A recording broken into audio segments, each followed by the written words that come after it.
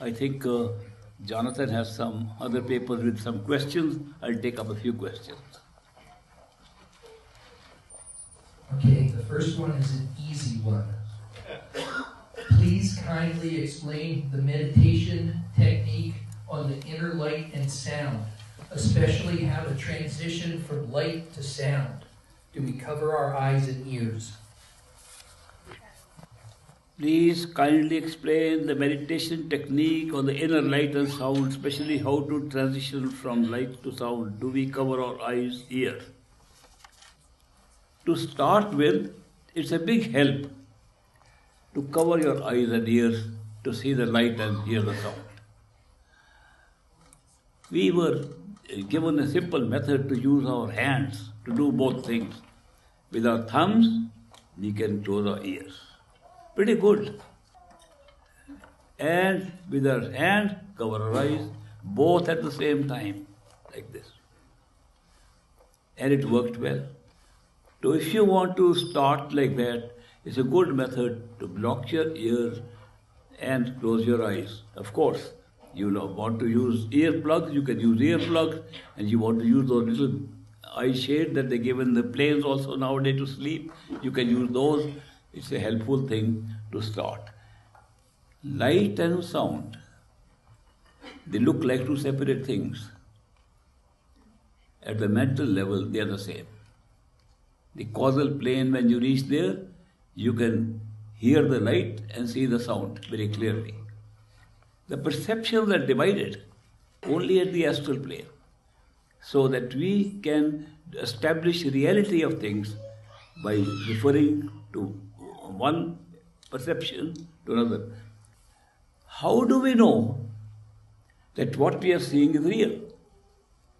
I want to say, are these flowers real? Or am I just making them up? I can see them, but am I hallucinating and seeing them? No, I can touch them. I feel them. I can smell them. And therefore they are real. Can you imagine? That is our only definition of reality on the physical plane. Confirmation of one self-perception by another and saying this is real. And I say, do we forget that when we are sleeping at night and have a dream, if we see the flowers in the dream and somebody says, are they real or are you dreaming? I'll say, I can see them, I can touch them, I can even smell them, they are real. Then what's the difference between the same method we have used in the dream, same method you are using here? When do we find out in the dream that the flowers are not real? Only when we wake up, not earlier. Only way to determine if what we are seeing here is real or not is to wake up to higher reality. You must shift your reality itself. Our reality is based upon the use of our perceptions at that level. And that's why we continue to see at different times. Light and sound are a single perception at the mental level. We break them down to make them both real. Oh, I can see this, I can hear that, I can see this. We combine them. So, but in meditation, the technique we use of covering our eyes and covering our ears to be able to more easily see. The whole idea is we want to obstruct, first of all, the sound from outside. And also, if there is any light, visible light, to cover our eyes with that. Not only that, when you do that, you create a space in your head. You get a feeling that you are inside. Because you are not only imagining you are inside, you are covering and feeling your hands are holding back, ears are holding back this whole space. But again remember that once you start meditation, don't start thinking whether you are closing your eyes or not. You're closing your eyes, but you are seeing within your eyes. So if you keep on remembering, I'm closing my eyes, by closing my eyes, you will remain in these physical eyes. You have to believe that what is seeing inside are the eyes which are open. You can close them or open them inside. That's a great experience to close and open inside. So that is why your meditation will be successful. The method of light and sound is to put attention in. As you go up, you can get glimpses of the higher planes also. Not a steady experience, just a glimpse. You had a glimpse that you are seeing suddenly a lot of light, and then it goes away. Or you hear a very strong sound of bell, and it goes away. This is because our attention is so scattered. If it gathers for a little moment, we put attention, the way we are using it now is to put it out and focus. When we try to focus, attention gets scattered. To gather the attention, to withdraw the attention is different from focusing attention or putting it out on something. So that is why sometimes we make these mistakes. But glimpses do come. People have during meditation seen suddenly golden light. Because the causal plane, the whole sky is golden. And everything is shining, golden shine comes up on all of us. Because our bodies are not like this. In the causal plane, body is very different. The body is some kind of an oblong feeling of being there. It doesn't have sense perceptions as we see them in this body or the inner body. These astral body and physical body are very similar. But the causal body is very different. But the glow of light is a reflection from the sun, a reflection from the sky. The sky itself is the sun, the whole sky. So these glimpses one can have. One can have a glimpse of being totally away from everything. Some people have had a glimpse even of utter darkness, a darkness they had never seen before. Because if you notice, every experience that we are having here in the physical plane has been generated from the top. And so you will find at the top, at the very top, you can have experiences of darkness also. Sometimes they say that even after going into a spiritual region, when you find the soul, and the light is so intense, your own soul's light is just a physical description, is equal to 16 of these solar suns that we see here. We can't face one here. Our own light is as strong as 16 suns put together. But the light of the sky is immense. So we feel we have reached the ultimate enlightened state to see the light. And yet after that is the greatest darkness that you can ever imagine. The darkness after the top. We use the terminology Parabrahma. We say Brahma is the creative power of the universes in time and space here. The three universes are created by Brahma. Brahman, Brahm, that's the highest form. Brahma at a lower level, Brahman they are using for a higher form at the bottom part of the what we call Parabrahma, beyond Brahm. Timelessness starts from there. Timeless time starts a little below. And time in both directions is the causal plane. Time in one direction with pauses is in the astral plane. Time that flows continuously in the physical plane. So we have a different experience of time itself at all these levels. But when you go to Parabrahma with all that light and you discover the top part of Parabrahma is actually part of totality. It looks like we are just separated, but we know the total. That is why the feeling we know the total comes before we actually enter the total, our true home, and after that we face the greatest darkness. Here, we don't have darkness. It is called absence of light. There is no such thing as darkness. In this physical world, what we call darkness is just the absence of light. There you see, darkness is a substance by itself and has been called like a cave, the darkness of a cave. Bhamar Gufa. The Gufa is the cave. Bhamar means even the cave is moving. The darkness is in motion. Of course, it's not like space, but the motion is something that we can understand. You cannot pierce through that darkness even with the light of 16th sun our soul possesses. So that is why the darkness and light, they can come down, and when we are having initial experiences, some people see light first, some people hear sound first. That doesn't matter. Even if you get sound first, concentrate your attention on the sound. Light comes, enjoy the light, but don't move towards it. Watch it from a distance. That's the key.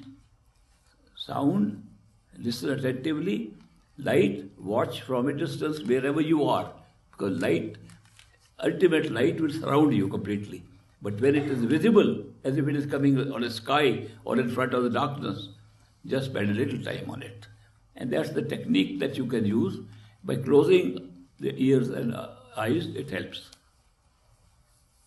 Is it advisable for seekers, satsangis, to avoid romantic entanglements due to the inevitable and unavoidable mental questions of one's own and his or her own beloved motives, actions, and the evolution of one's original love to appear as mere mind, body, ego attachment?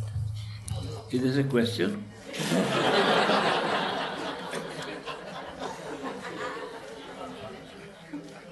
Oh yeah, the question in the beginning. Is it advisable? Yeah, that's a question for seekers, satsangis, to avoid romantic entanglements due to the inevitable and unavoidable mental questions of one's own and his or her beloved's own motives, actions, and the evolution of one's original love to appear as mere mind, body, ego attachment.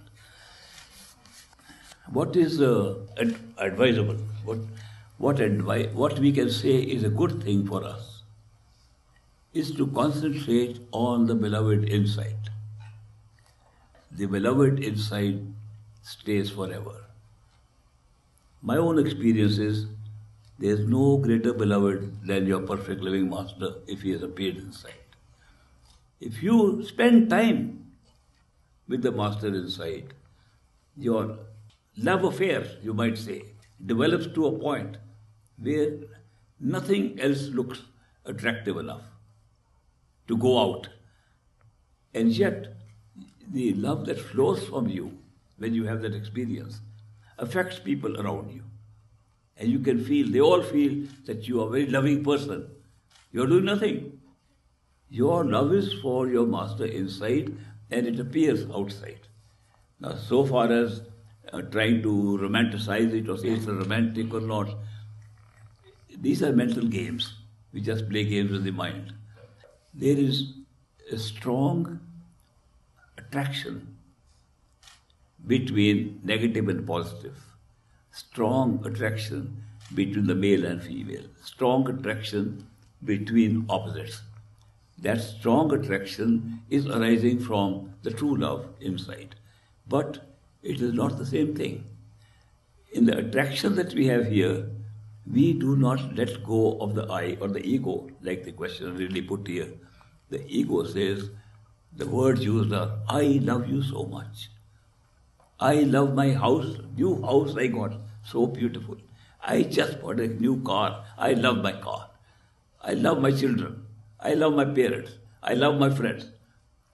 All these statements I'm making are expressing an attachment to something. Why is it called attachment? Because the I has not gone away. Not only in speech, it's not in the sentence that I'm saying. The I is being experienced. That it's me who is doing something outside. It's me attached to you. It's me loving you. It's me. That ego of the self is very strong in his attachments. That is why we can easily distinguish between love and attachment by the fact in attachment, the I never goes away. In love, it disappears. It's put back. When you fall in love with somebody, anybody, you don't think of yourself at all. You don't say, I love, you say, love, the beloved, that's all. So the beloved takes the place of I, if it is true love. We all have experience of true love. When we have an experience of true love, it comes from time to time, it comes up. And sometimes we convert it into emotions. Emotions are not love. Emotions arise from the energy centers below. The bulk of the emotions that come to us are from the heart center, and that is why they say, I give you this from my heart, I love you from my heart, because the emotional part is an energy experience from the heart. The love that you experience from the soul is very cool. This emotion can bubble you up, can make you cry, but the other love that is, it remains so cool, but pulls you a lot. The pull is much greater in real love. You can't help it. You can't help feeling, I must go and see, I have to go see. My beloved is with me, I miss so much. Missing so much is not so much an ego as missing the beloved. So there are differences between the two, but most of the time we are calling our attachments as love. The ego game has to end if you want to go beyond the mind, and that is why true love only can take you beyond the ego. One more question. Okay. You've told us that the souls of most people do not attain either heaven or hell. If so, what becomes of them and for how long? You have told us that the souls of most people do not attain either heaven or hell. If so, what becomes of them and for how long? When we say souls, we are generally referring to the astral bodies, not the soul. Whatever is inside and can move and be reincarnated, we call soul. Soul never gets reincarnated. Only the bodies get reincarnated. To have reincarnation, you need time and space. You can't have reincarnation without time and space. So that is why these are functions that take place only the physical, astral and causal planes. That you can be born, you can die, and then you can be born again, which is reincarnation. In the physical plane, you can be born in many forms. The same soul or life form, the life power of the soul can become a flower, can become a plant, can become an insect, can become a bird, can become an animal, can become a human being, can become an angel, can become the creative God. Same soul. Krishna tells Udo, the law of karma is very strange. And the people who live in that area, where Krishna was born and lived, they sing songs in the evening. Are Udo karman ki gat nyari se, that you cannot understand the nature of karma. Because we think karma only good actions are giving you rewards, bad actions you can do some charity, do some good work and get over them. It's not so. Then Krishna points to an ant crawling there and he says, Udo, this ant that you see here has once been Brahma, the creator of the universe. Once it has been Indra, the lord of one of the big heavens in the astral plane. And now because of its karma, that period is over, become an ant. Karma does not have any atonement possibilities in it. Supposing you've done something bad, you'll be punished. Supposing you do a lot of goods after that, a lot of good things. Those good things are nothing to do with the bad at all. Bad will be punished, good will be rewarded. In the timeline that we live here, the events are so placed that we pay for each by good deeds rewarded, bad deeds punished. What makes good deeds and what makes bad deeds? These are determined by the mind.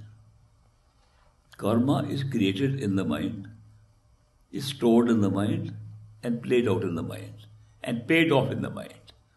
The whole law of karma is operating at the mental level. Since the mind has a very long life, the causal body has a life of 3 to 5 million physical years on the average. Astral body has a life of about 1 to 3,000 years of physical life. So that is why with one mind you can have several astral lives, several physical lives. That is why the karma is still held as stored in that one mind. We call the stored karma Sinchit karma. What we come here with is pralabdha karma or destiny. What we make here by deliberate decision making, deliberate intentions is called karaman karma that leads to future karma which is pralabdha or it can be sinchit, reserve. So all this is happening in the mind, in single mind, it can all happen. So when we say that we are going to wipe out our karma, you can't do that. It all works in all these places. The description of the law of karma says, this is where you can create karma, this is where you can pay off the karma. In the scripture they listed 8.4 million forms, 84 lakh, 8.4 million forms of life, out of which about 5.6 million is in the plant kingdom itself. And then the last lot that they have recorded is 400,000, in which the human life is only one of them. And the angels, the creators of universes, in the astral plane, causal plane, are all listed in the last 400. And out of these 8.4 million forms of life, they have listed one life, one form of life alone can create karma. And the remaining 8.4 minus 1 forms of life are to pay off for it. You can imagine how fast we create karma. Karma is created by intention, not by action. Action takes place when we follow up on what we decide to do. When things happen accidentally, without intention, it's a payoff of the old karma, never new karma. If you deliberate and start thinking, should I do it or not do it? There's an element of deliberation with your mind. That means you are asking question to yourself, is it good to do it or not? And then you determine. So therefore the mind that is determining it, it's influenced by the environment in which it has grown up. That is why to create the right package of karma, you are born in the parents who will give you the idea of good and bad as they have been brought up. You'll be in a society, you'll be in an environment where the environment will tell you what is good and bad and you'll follow it. It does not mean there's a universal standard at all. From time to time, what is good is changed, what is bad is changed. From country to country it is different. From culture to culture it is different. Therefore, the mind is picking up and storing as the moral code of what is good and bad, and then it works out the punishment and reward accordingly. It's a very interesting feature by which we are living this life, and therefore, I would say that if you are not deliberating to create a karma, you don't create karma. When I first came to the United States, I heard a wonderful phrase people using, go with the flow. I said, this is the most enlightened country I've come to. They say, go with the flow, that means don't create any more karma. Just go with the flow. Don't make decisions. Should I do it or not do it? That's what creates karma. Going with the flow means going with the circumstances, going with the coincidences, going with the hints that you're getting, what is your duty to do. Hinduism in India, they say we are born with karma, a prarabdha karma or destiny, but we have a dharma to live that karma through. What's the difference between karma and dharma? Karma gives the opportunity for action. Dharma is how to use that opportunity to do it as a duty. Dharma is always considered to be a duty. Supposing you have children, you have to bring them up. You have a job, you have to do the job. All these are part of dharma or duty. If you are going to do your whole work, whatever duty comes in front of you, do your duty, no new karma is being created. But if you have to deliberate, should I or should I not do that? That's where the karma starts. It's a very good system, but a complicated system. But it works beautifully. It doesn't have too many exceptions. Sometimes we feel that we have a very bad karma. Bad sickness has come, bad financial situation has come. We are going through bad times. And we happen to have a nice master guru who we say can give a divine intervention. So we go to the gurus, we are having very, very bad time, please give us some divine intervention. The guru says, okay, I'll pray for you, I'll help you, and your suffering becomes less. So you say, he has changed my karma. It looks like that. Now when you go to the astral plane, you find, if you read what your destiny is, it says that you will have that karma, you will go to a guru, he will say divine intervention, and you will feel less as part of the predetermined karma. So there was not really divine intervention except the reality we had accepted here as physical plane. Supposing you are a good meditator and you ask your master, your guru, in the astral plane, Master, I know it's written out here, change it right here. And he changes the whole thing there. Then you happen to go, wake up to the higher level of the causal plane and read your life, what is written there.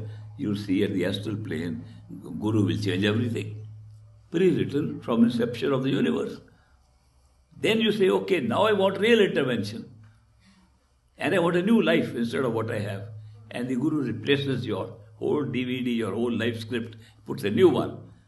You say, at least he has done a good job now. So you go higher to the spiritual plane, that also is pre-recorded.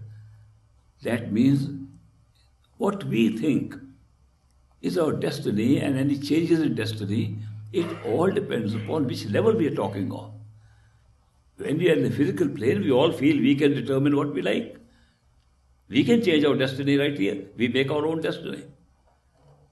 Somebody says, oh, your chart is saying that you have to go west. I'll go east. Break the chart. Only the higher plane written, I will break the chart. Also, we think that the predetermined text which we call our life or destiny is a set of events. That is not true. What is predetermined are the thoughts that we will make which will lead to events. So the whole predetermination is the way we think and make decisions. That's pre-recorded. So, but by being shut off from that experience, we feel really we are making our own karma, our own destiny. People complain. Why has God loaded me with such bad karma? You're putting the blame on somebody else. Well, first of all, karma is created at the very level of human being, and this happens at the physical plane. No other plane. We create our own karma. But then we can say, if it is predetermined, before we were born, how could we create karma? How come we are being blamed for something when something was written before we were born? We could have done nothing. Then we have to go to the highest place and find there it was the same self that created the whole setup. We call it the God or creator or ultimate power or totality. That was the same self that is now becoming the self here. So we did create the karma before we were born. So it all depends. The whole definition of what karma is, how it's created, how it's paid off, the whole concept and idea about it changes from one level to another. Thank you very much for your kind attention again, and I'll see you next month.